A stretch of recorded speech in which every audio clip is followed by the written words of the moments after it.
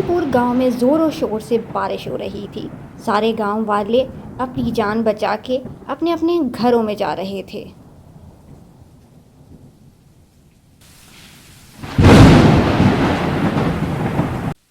मुमताज़ और उसका बेटा बिट्टू एक कच्चे घर में रहते थे। उनका घर बारिश के पानी से आहिस्ता आहिस्ता भर रहा था। मुमताज़ और बिट्टू ये सब देख के बहुत परेशान थे। दूसरी तरफ मालिनी और उसका शौहर एक अमीर घर से ताल्लुक़ रखते थे। बारिश के इस मौसम में वो खुशी खुशी चाय पी रहे थे। बारिश थमने का नाम नहीं ले रही थी। सारे गांव वाले अपने घरों को चले गए थे। मुमताज़ का घर आहिस्ता आहिस्ता पानी से भर गया था। घर की ऐसी हालत देखकर बिट्टू बोला, माँ, ये बारिश तो थमने का नाम ही नहीं ले रही। हमारा घर पूरा पानी से भर चुका है। अब हम क्या करेंगे? मालिनी बोली, बेटा, हमें बारिश के थमने का ही इंतजार करना पड़ेगा। मेरे पास तो इतने पैसे भी नहीं कि मैं तुम्हें लेकर शहर जा सकूं।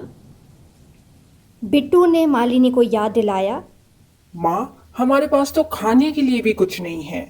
अब हम क्या खाएंगे? ये सुन के मुमताज़ रोने लगी। आखिरकार बारिश थम चुकी थी, लेकिन पूरा गांव पानी से भर चुका था। बारिश ने पूरे गांव का हाल खराब कर दिया था। एक तरफ बिट्टू बारिश का पानी अपने घर से निकाल के बाहर फेंक रहा था। दूसरी तरफ मालिनी अपने घर के बाहर बारिश के साथ जूस एंजॉय कर रही थी। मुमताज़ के घर पे खाने को भी कुछ नहीं था। उसने जैसे तैसे अपने और बिट्टू के लिए एक रोटी बनाई ताकि वो ये खा के अपना पेट भर सकें। दूसरी तरफ मालिनी इस सुहाने मौसम को देखकर खाना बाहर से ऑर्डर कर रही थी। मुमताज़ का घर पूरा पानी से भरा हुआ था, तो उसने सोचा कि वो और बिट्टू एक रात के लिए मालिनी के घर जाके सो जाएं। मुमताज़ ने मालिनी को फ़ोन किया और अपने घर के हालात का बताया। मुमताज़ की बात सुनकर मालिनी को बहुत गुस्सा आया। उसने कहा, तुम जैसे मैं फकीरों को अपने घर में बिल्कुल जगह नहीं दूंगी। आइंदा मुझे फोन नहीं करना। उस रात जब मालिनी अपने बेडरूम में सो रही थी, तो उसके बेडरूम में अचानक ज़मीन से पानी रिसने लगा।